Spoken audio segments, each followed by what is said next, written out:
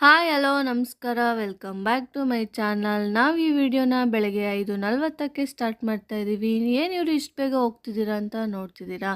ನಾವೆಲ್ಲಿಗೆ ಹೋಗ್ತಿದ್ದೀವಿ ಅಂದರೆ ಮೇಲುಕೋಟೆಗೆ. ಬ್ರೇಕ್ಫಾಸ್ಟ್ನ ಮನೆಯಲ್ಲೇ ರೆಡಿ ಮಾಡಿಕೊಂಡು ತೊಗೊಂಬಂದಿದ್ರೆ ಅಲ್ಲೇ ಬಸ್ಸಲ್ಲೇ ತಿಂದ್ವಿ.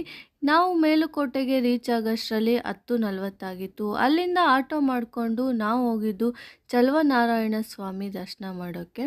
ಹೋಗಿ ದರ್ಶನ ಮಾಡಿಕೊಂಡು ಬರ್ತೀವಿ.